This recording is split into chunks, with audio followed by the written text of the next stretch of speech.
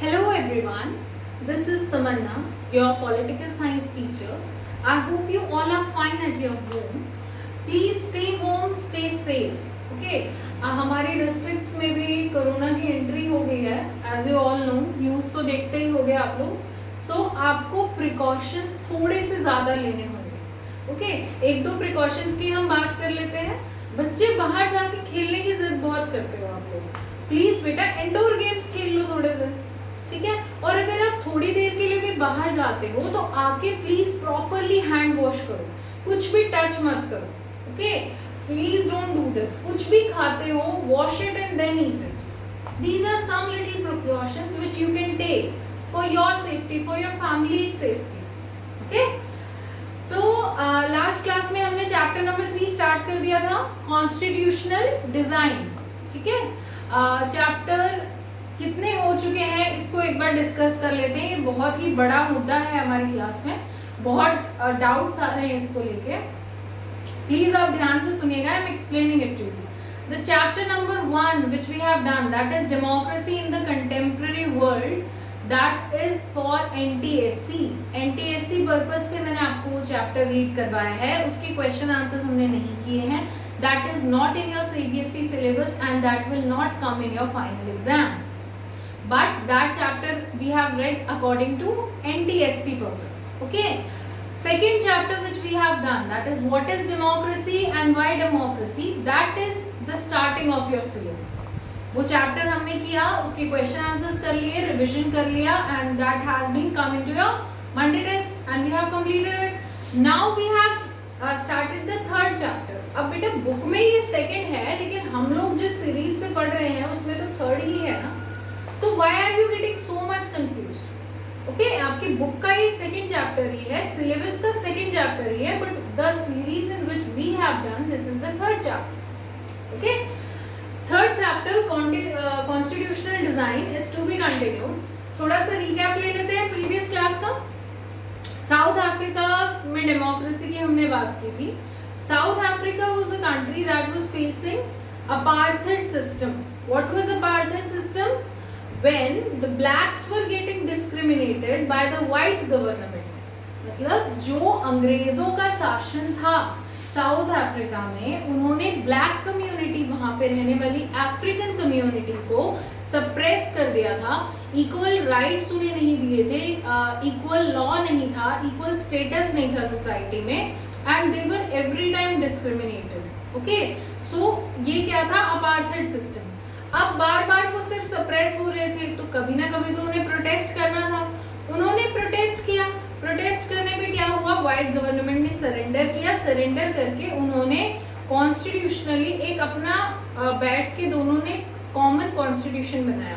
Blacks ने request की कि व्हाइट्स ने हमारे साथ जो किया, सप्रेशन किया, उसे भूल जाओ. Now let's make a better developed south Africa. ठीक है, तो यहाँ तक हम लोग पिछली क्लास में पढ़ चुके हैं. जिस भी बच्चे का लेक्चर मिस हुआ है, you can watch it on YouTube. Okay, I will send you the link, you can watch it on YouTube. We are continuing with the chapter. ठीक है बेटा. Okay, why do we need a constitution? हमें संविधान क्यों चाहिए होता है? Constitution है क्या? We have discuss supreme law of the land. आप जिस भी जगह पे रहते हैं, आपकी जो भी भूमि है, उसका जो सबसे बड़ा कानून होता है, जिसके हिसाब से पूरा देश चल रहा है, उसे बोला जाता है कॉन्स्टिट्यूशन. हिंदी में आपने इसे पढ़ा होगा संविधान. ठीक है, constitution is a rule book, a book in which we have written all the rules and regulations, all the laws according to which a country will be governed, that is known as constitution. ठीक है, अब हम क्यों लिखते हैं constitution? Why do we need? There are 4 points which we will discuss. आप लोगों को ये पॉइंट्स लिखने हैं अपनी फेयर नोटबुक में. अभी इस ब्लैक बोर्ड की मैं आपको पिक्चर भेज दूंगी. I will give you in PDF format और अकॉर्डिंग टू योर विश आप इन चारों पॉइंट्स को लिखेंगे. ये आपके मंडे टेस्ट का बहुत इंपॉर्टेंट क्वेश्चन हो सकता है. ठीक है, और आपके फाइनल एग्जाम्स का भी, बिकॉज आप जब तक कॉन्सेप्ट ही नहीं समझे कि why do we need a constitution, तो कॉन्स्टिट्यूशन कैसे बना वो पढ़ने का तो फिर कोई मतलब ही नहीं है. ठीक है, so we will discuss why do we need a constitution. Let's come to the first point. It generates a degree of trust and coordination of different kind of people to live together. अब जब बहुत सारे type के लोग एक जगह पे रहते हैं, बहुत सारे एथनिक डिफरेंसेस के लोग, बहुत सारे कल्चर के लोग, let's take example of India. India is a vast country. It has multicultural people. We are having different languages, different regions, different culture, different festivals. Everything is different. So much ethnic differences are there. Multicultural है India. तो अगर हम एक constitution ना लिखें, संविधान लिखते ही नहीं, मान लो उस टाइम पे चलते हैं, थोड़ा सा इमेजिन करते हैं, संविधान हम लिखते ही नहीं, तो क्या कोई ट्रस्ट रहता? महाराष्ट्रियंस को ट्रस्ट रहता? क्या पता कब साउथ ज्यादा पावरफुल हो जाए और हमें इंपॉर्टेंस ही ना दे? क्या हमें ट्रस्ट होता कि क्या पता सिर्फ दिल्ली का राज चलने लगे? क्या पता साउथ में ज्यादा लिटरेसी है, पढ़े लिखे लोग ज्यादा है, तो वो लोग कंट्रोल ले लें, सबके राइट्स इक्वली प्रिजर्व ना हो, सबका कल्चर एक साथ प्रिजर्व ना किया जाए। तो ट्रस्ट और कोऑर्डिनेशन लाने के लिए जब हम रूल्स एक जगह लिख लेंगे तो बेटर ट्रस्ट बना रहेगा। होता है ना ऐसा, किसी कंपनी में देख लीजिए, एक एम्प्लॉय को जब कोई एम्प्लॉयर हायर करता है, ठीक है, तो वो एक कॉन्ट्रैक्ट बनाते हैं। कॉन्ट्रैक्ट क्या होता है कि आप इतने दिन तक ये जॉब छोड़ के नहीं जा सकते, ठीक है, और हम आपको नहीं निकाल सकते। ये दोनों तरफ का ट्रस्ट हो गया। अब एम्प्लॉयर को भी पता है कि मेरा आदमी छोड़ के नहीं जाएगा और एम्प्लॉय को भी पता है कि वो मुझे नहीं निकालेंगे। So this builded a trust between two people. तो ऐसा ही कॉन्स्टिट्यूशन में होता है। जब किसी भी कंट्री में, almost all country have multiculture people, तो जब भी किसी कंट्री में डिफरेंट एथनिक डिफरेंसेस के लोग हैं, डिफरेंट कल्चर के लोग हैं, डिफरेंट लैंग्वेजेस के लोग हैं, तो उनको एक ट्रस्ट की जरूरत होती है जो उन्हें यूनिटी में बांध के रखे, इंटीग्रिटी में रखे। तो वो काम कौन करता है? कॉन्स्टिट्यूशन। ठीक है, कॉन्स्टिट्यूशन में हमने लिख दिया ऑल रिलीजन आर इक्वल। अब मुस्लिम्स को डरने की जरूरत नहीं है कि हिंदूज को प्रायोरिटी मिलेगी, सिख्स को डरने की जरूरत नहीं है कि सिर्फ मुस्लिम्स एंड हिंदूज को प्रायोरिटी मिलेगी। We have written it in the constitution that all religions are equal and no religion will be preferred by the government. सरकार किसी एक धर्म को ज्यादा प्रेफर नहीं करेगी। ये संविधान में लिख दिया तो ट्रस्ट रहा। इसीलिए कॉन्स्टिट्यूशन का सबसे पहला काम होता है building trust and coordination between different kind of people to live together in society. Okay, now let's come to second point. It specifies how the government will be constituted. अगर संविधान नहीं होता तो हमें क्या पता कि कौन पार्लियामेंट में बैठेगा, कौन प्राइम मिनिस्टर बनेगा। लड़ाई झगड़ा करके प्राइम मिनिस्टर बनते क्या कि फाइट करा लो युद्ध महाभारत की तरह, जो जीता वो प्राइम मिनिस्टर बन जाएगा, क्योंकि कोई रूल्स तो थे ही नहीं, कॉन्स्टिट्यूशन तो है ही नहीं। तो जब कॉन्स्टिट्यूशन बनता है तो उसमें एक मैनर दे दिया जाता है, एक तरीका दे दिया जाता है कि गवर्नमेंट कैसे बनेगी। फॉर एग्जाम्पल, वी नो कि कॉन्स्टिट्यूएंसी एरिया बनेंगे छोटे छोटे, वहां से एक पीपल इलेक्ट होगा, वो सारे एमपीज बनेंगे, मेंबर ऑफ पार्लियामेंट। फिर जो मेजॉरिटी पार्टी जीतती है उनके जो लीडर होते हैं वो प्राइम मिनिस्टर बनेंगे। ठीक है, प्राइम मिनिस्टर बाकी कैबिनेट मिनिस्टर्स को अपॉइंट करेंगे। ये सब हमने कहाँ लिखा है, हमें कहाँ से पता है?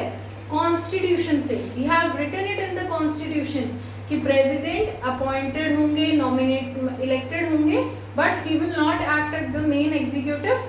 प्राइम मिनिस्टर के पास मेन पावर्स होंगी, प्राइम मिनिस्टर्स और कैबिनेट मिनिस्टर्स को अपॉइंट करेंगे।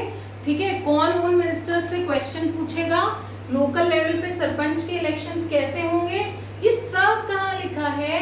कॉन्स्टिट्यूशन में। सो कॉन्स्टिट्यूशन गिव्स, स्पेसिफाइज का मतलब बताता है, क्लियर करता है हमें कि कैसे गवर्नमेंट बनेगी। ठीक है, सरकार कैसे बनेगी and who will have the power to take which decisions. ठीक है, अब सारी पावर्स सिर्फ एक प्राइम मिनिस्टर के हाथों में भी नहीं दी जा सकती। आपके गांव की पावर्स तो आपके सरपंच के हाथों में होंगी।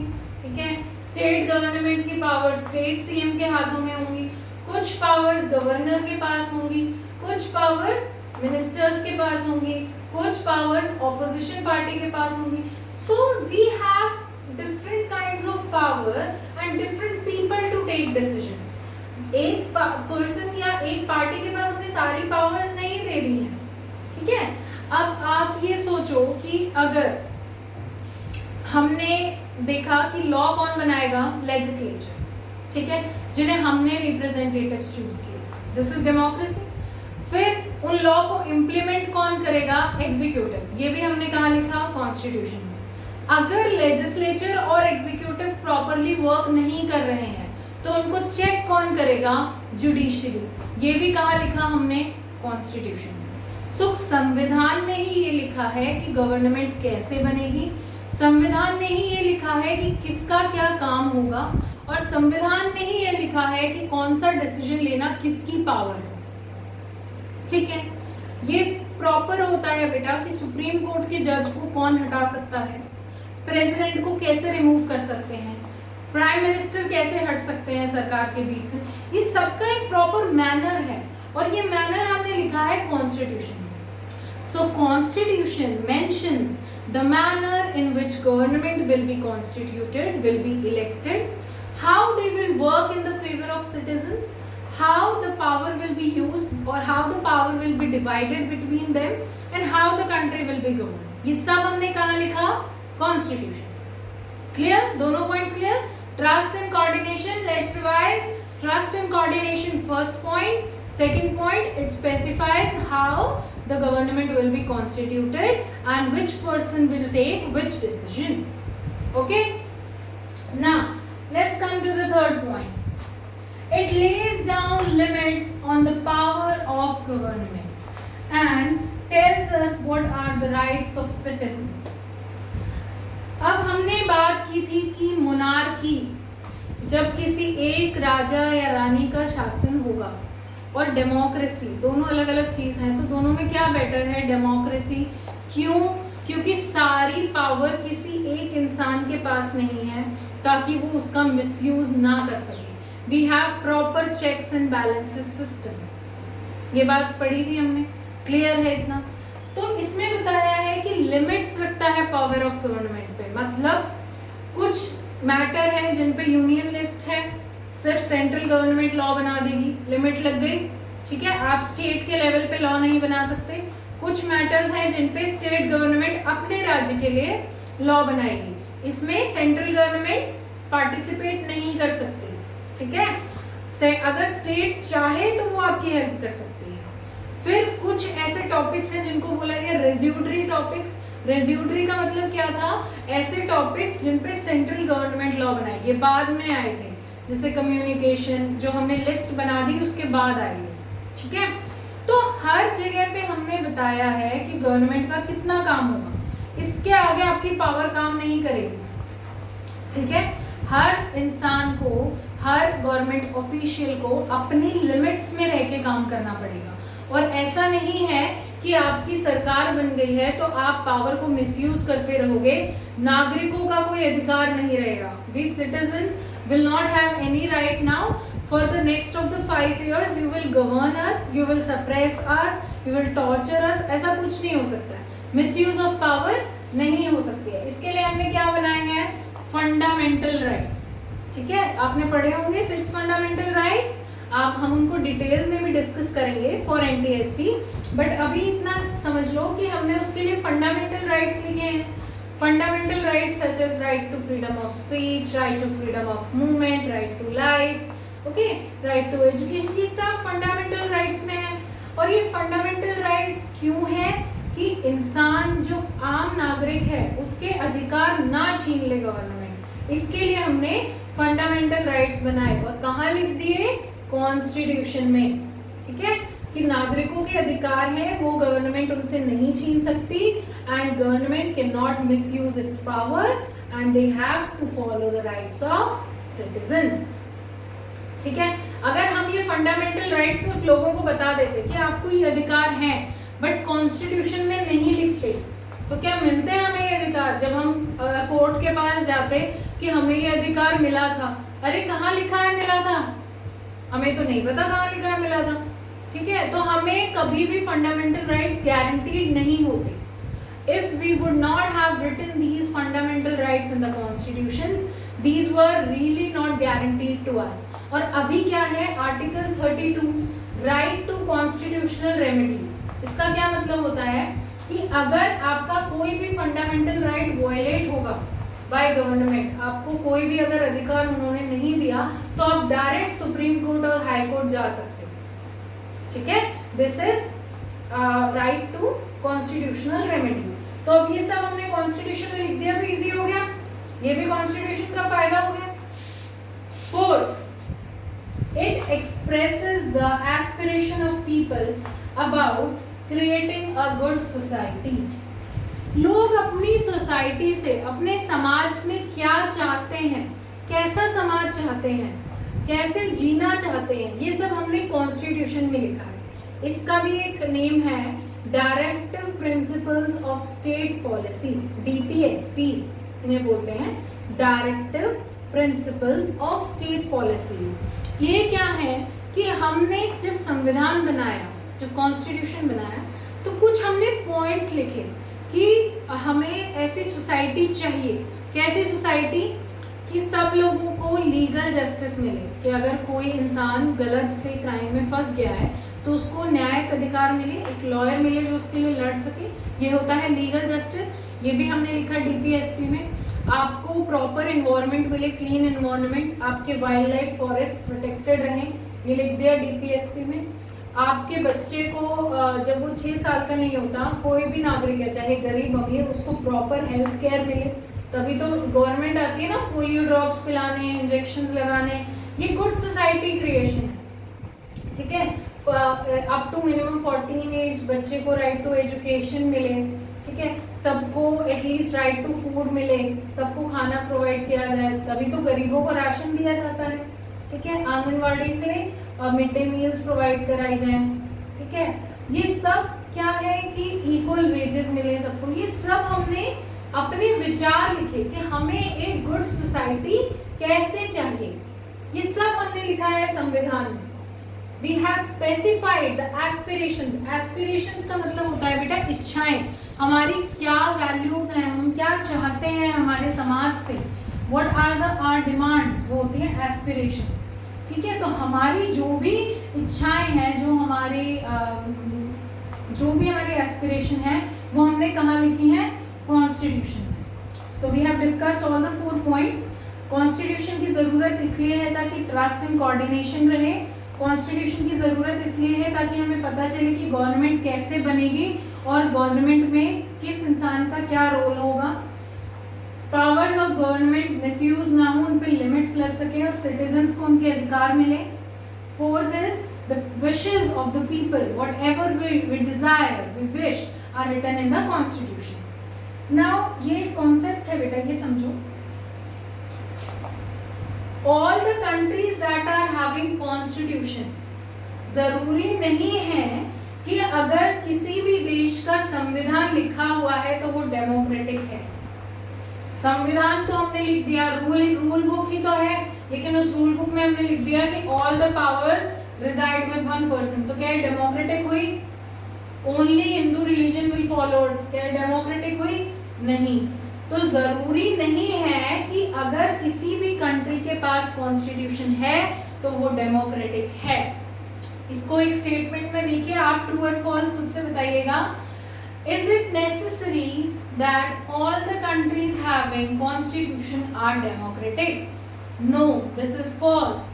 It is not true that all the countries that are having constitution are democratic. लेकिन जो कंट्रीज डेमोक्रेटिक हैं उनमें जरूरी है कि सबके पास संविधान होगा, क्योंकि अगर आप equal person, equal vote, equal value दे रहे हो, सब रिलीजन को इक्वल रख रहे हो, माइनॉरिटीज को राइट दे रहे हो, तो ये कहीं तो लिखा होगा आपने, तो कॉन्स्टिट्यूशन होगा। It is not necessary that countries having constitution are democratic, but all the countries that are democratic are having constitution. Clear? I hope this topic is clear to all of you. Let's continue with another one.